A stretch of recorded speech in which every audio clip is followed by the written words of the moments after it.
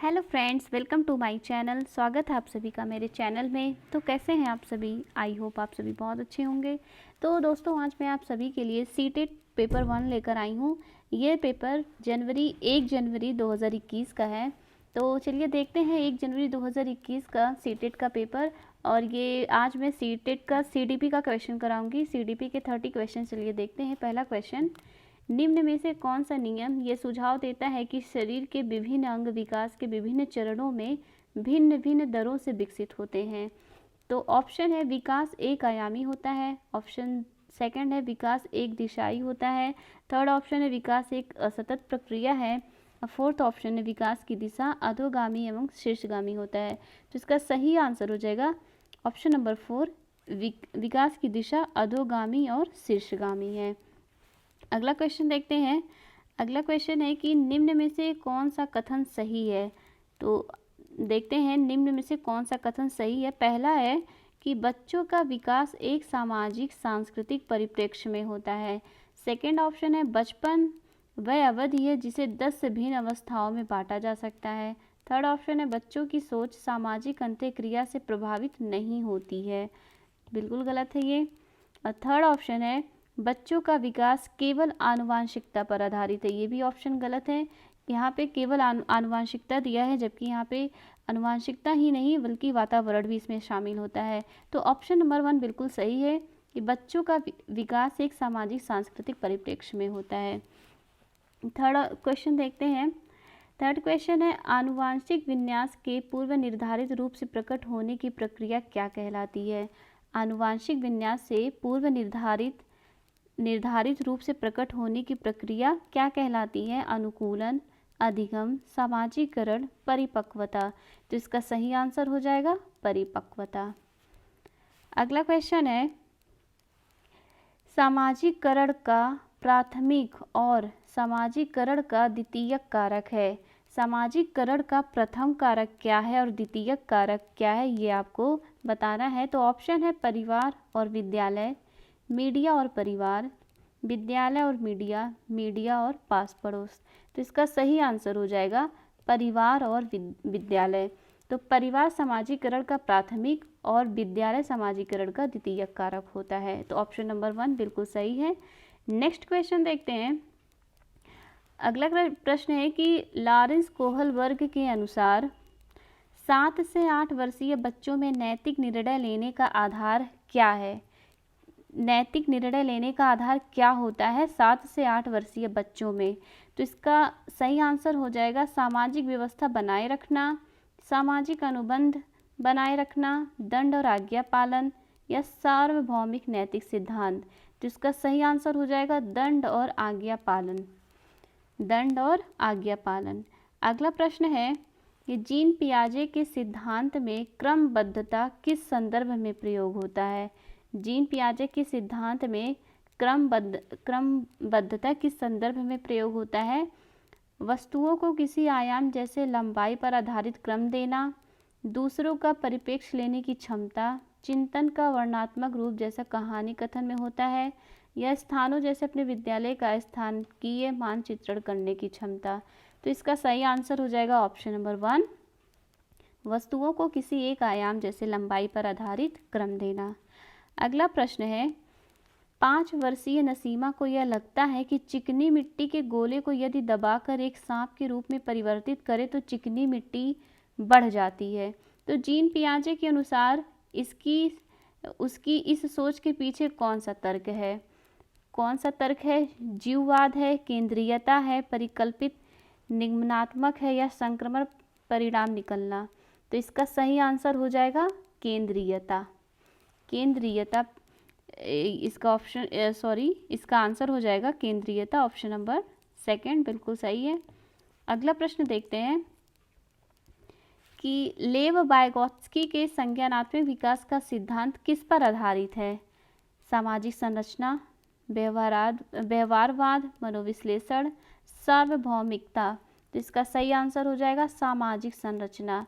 लेव वाइगोत्स्की के संज्ञानात्मक विकास का सिद्धांत सामाजिक संरचना पर आधारित है। अगला प्रश्न है लेव वाइगोत्स्की ने बच्चे के स्वयं से संवाद करने की क्रिया के लिए किस शब्द का प्रयोग किया है? निजी संवाद, उच्च स्वर में वार्ता, पाड़ या स्वकेंद्रीयवाद। तो इसका सही आंसर हो जाएगा निजी संवाद। स्वयं से संवाद करना निजी संवाद होता है। अगला प्रश्न है, एक प्रगतिशील कक्षा की निम्न में से कौन सी विशेषता है? प्रगतिशील कक्षा की आपको विशेषता बताना है कि कौन सी विशेषता है। ड्रिल और अभ्यास पर जोर देना, योग्यता आधारित स्थायी अलगाव, सहयोगितापूर्ण अधिगम या पुरस्कार और दंड का प्रयोग। तो इसका आंसर हो जाएगा सहयोगितापूर्ण अधिगम। सहयोगितापूर्ण अधिगम प्रगतिशील कक्षा की विशेषता होती है। अगला प्रश्न है कि एक बच्चे में दूसरे की नीयत और इच्छाओं को समझने की योग्यता है, यह बुद्धि के किस स्वरूप को दर्शाती है? एक बच्चे में दूसरों की नीयत और इच्छाओं को समझने की योग्यता क्या कहलाती है? स्थानिकीय संबंध बुद्धि, अंतर्वैयक्तिक बुद्धि, अंतर्वैयक्तिक बुद्धि या प्राकृतिक बुद्धि। तो इसका सही आंसर हो जाएगा अंतर्वैयक्तिक बुद्धि। अगला प्रश्न है, राष्ट्रीय शिक्षा नीति 2020 में निम्न में से कौन सा कथन प्रस्तावित है? ऑप्शन है, अपनी मातृभाषा में शिक्षित होना शैक्षिक और प्रौद्योगिक उन्नति में बाधक है, ये बिल्कुल गलत है। विद्यालयों को बच्चों को अंग्रेजी भाषा की प्रथम भाषा के रूप में सीखने और बोलने के लिए प्रोत्साहित करना चाहिए। थर्ड ऑप्शन है, बाल विद्यार्थियों के लिए बहुभाषी होने के उच्च संज्ञानात्मक लाभ हैं। और थर्ड ऑप्शन है, द्विभाषी उपागम विद्यार्थियों में उलझन पैदा करता है और सीखने में बाधा डालता है, ये भी ऑप्शन गलत है। तो हमारा सही ऑप्शन हो जाएगा, सही आंसर हो जाएगा ऑप्शन नंबर 3, बाल विद्यार्थियों के लिए बहुभाषी होने के उच्च संज्ञानात्मक लाभ हैं। अब अगला प्रश्न देखते हैं 13 नंबर का, कि जेंडर भूमिकाएं हैं।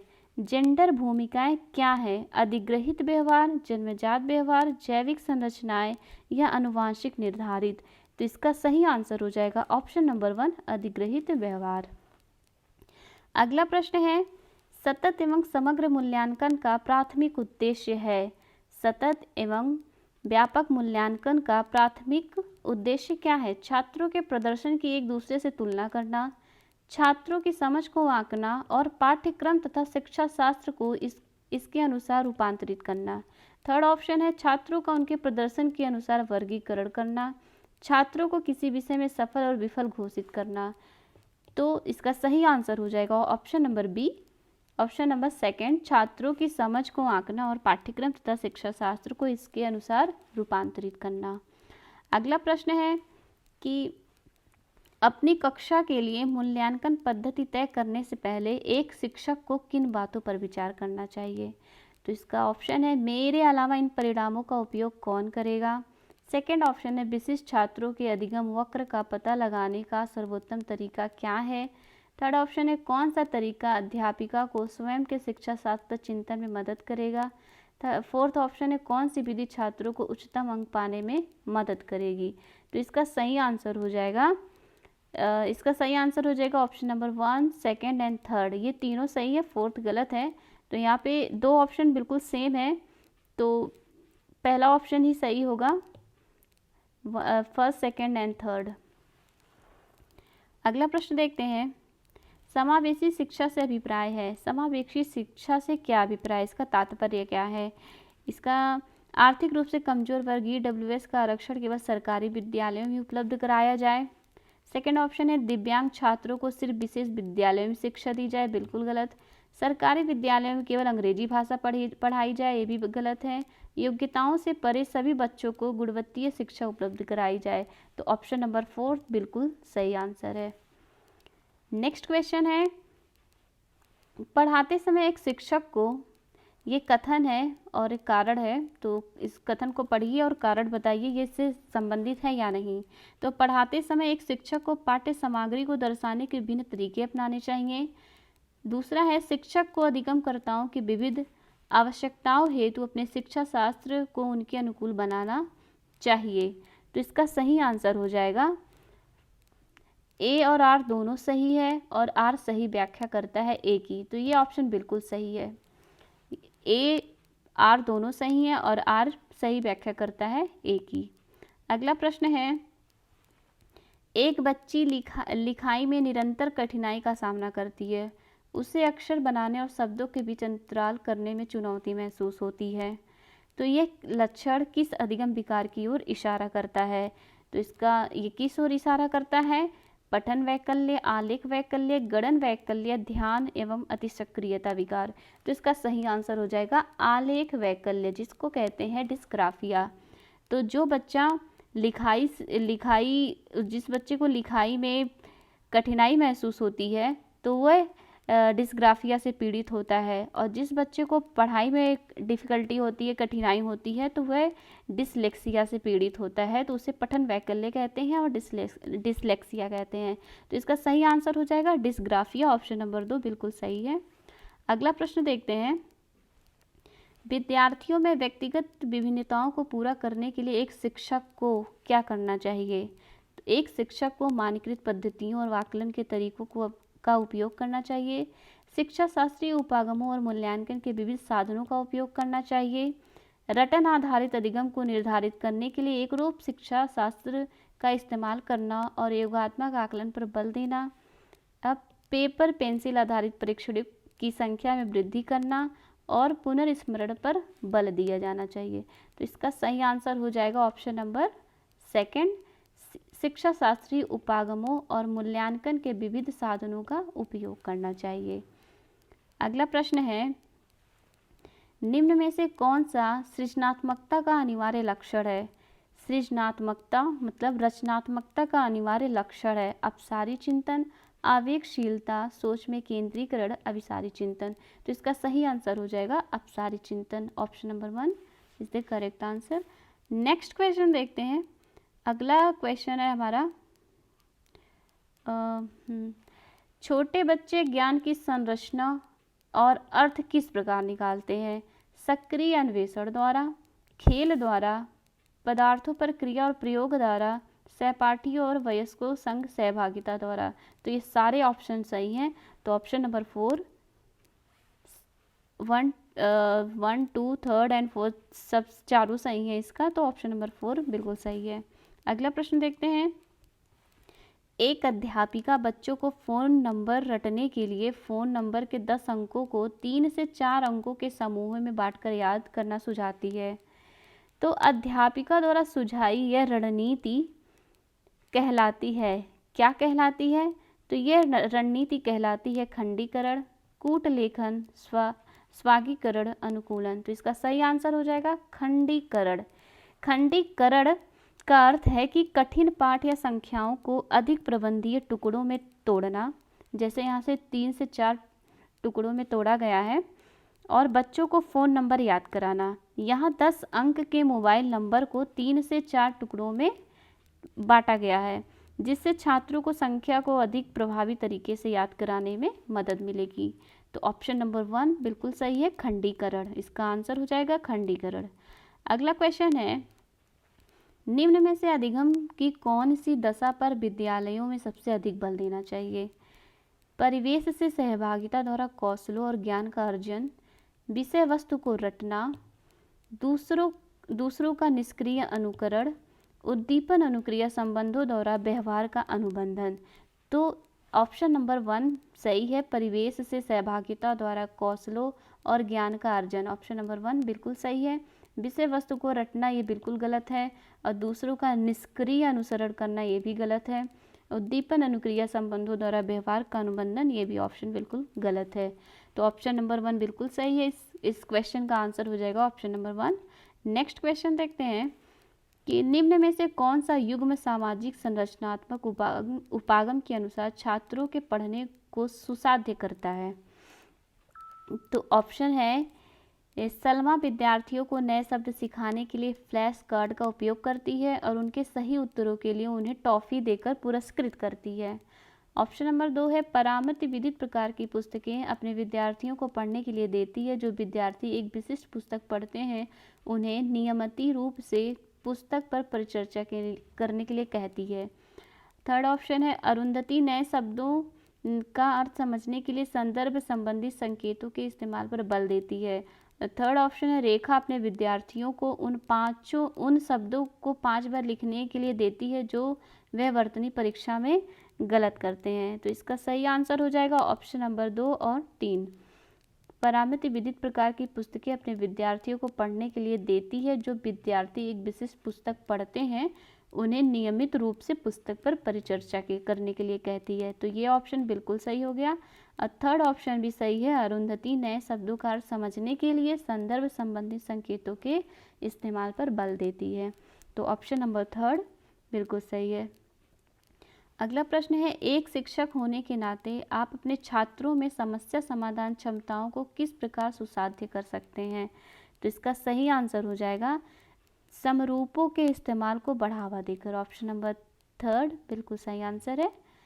अगला प्रश्न है, निम्नलिखित में से कौन सा सार्थक अधिगम को सुसाध्य करेगा। तो सार्थक अधिगम को क्या सुसाध्य करेगा। तो इसका सही आंसर हो जाएगा एक समस्या पर विविध तरीकों से विचार करने के लिए प्रोत्साहित करना। Option number second is the correct answer. Question number 27 देखते हैं। क्वेश्चन नंबर 27 है, अगर विद्यार्थी अपने कार्य की सफलता को आंतरिक कारणों पर आरोपित करते हैं तो उनमें किसकी भावना उत्पन्न होगी। सर्व, गुस्सा, गर्व या उत्कंठा। तो इसका सही आंसर हो जाएगा गर्व। नेक्स्ट क्वेश्चन है, शिक्षा के प्राथमिक स्तर पर बहुसंवेदनीय उपागम के इस्तेमाल को प्रोत्साहित करना चाहिए क्योंकि यह अधिगम को और अधिक प्रभावशाली बनाता है। ऑप्शन नंबर 2 है, यह कुछ बच्चों को शिक्षा से वर्जित करने का मौका देता है। यह अध्यापक को निर्देश अवधि का काफ़ी समय बचाता है। यह बच्चों में आज्ञापरायणता पैदा करता है। इसका सही आंसर हो जाएगा यह अधिगम को और अधिक प्रभावशाली बनाता है। नेक्स्ट क्वेश्चन है, बच्चे अक्सर विभिन्न संकल्पों के बारे में वैकल्पिक संकल्पनाएं और भ्रांतियां गठित कर लेते हैं। इस संदर्भ में निम्न में से कौन सा कथन सही नहीं है। आपको बताना कौन सा कथन सही नहीं है। तो ऑप्शन देख लेते हैं। एक अध्यापिका को बच्चों द्वारा गठित वैकल्पिक संकल्पनाओं और भ्रांतियों को सख्त रूप से हतोत्साहित करना चाहिए। ये ऑप्शन बिल्कुल गलत है। सेकेंड ऑप्शन है, बच्चों और वयस्कों में वैकल्पिक संकल्पनाओं और भ्रांतियों का गठन बहुत स्वाभाविक है। एक अध्यापिका को निश्चित रूप से इन वैकल्पिक संकल्पनाओं और भ्रांतियों पर गौर करना चाहिए क्योंकि ये सीखने सिखाने के लिए प्रक्रिया में महत्वपूर्ण है। वैकल्पिक संकल्पनाओं और भ्रांतियाँ सदैव निराधार नहीं होती बल्कि बच्चों को अपने आसपास की दुनिया के बारे में सहज समझ को दर्शाती है। ये भी बिल्कुल सही है। तो ऑप्शन नंबर 1 इसका आंसर हो जाएगा। देखते हैं आप लास्ट क्वेश्चन 30 नंबर का क्वेश्चन है, निम्न में से अधिगम का कौन सा परिप्रेक्ष्य कहता है कि ठोस प्रलोभनों और पुरस्कारों द्वारा विद्यार्थियों को सीखने के लिए भी प्रेरित किया जा सकता है। मानवतावादी, व्यवहारात्मक, संज्ञानात्मक, सामाजिक, सांस्कृतिक। तो इसका सही आंसर हो जाएगा व्यवहारात्मक। Option number 2 is the correct answer. तो ये रहा CDP का 30 क्वेश्चन। वीडियो कैसा लगा कमेंट बॉक्स में ज़रूर बताइएगा। और आपको ये सीटेट का एग्ज़ाम अभी चल ही रहा है तो आपको प्रीवियस ईयर के क्वेश्चन आप देख लीजिए क्योंकि प्रीवियस ईयर से बहुत सारे क्वेश्चंस आते हैं। तो वीडियो को लाइक शेयर करना मत भूलिएगा, इससे आपके दोस्तों को भी बहुत हेल्प मिलेगी। तो प्लीज़ वीडियो को शेयर कर दीजिएगा और सब्सक्राइब कर लीजिए जिससे कि आपको आने वाले भी वीडियोस मिलते रहें।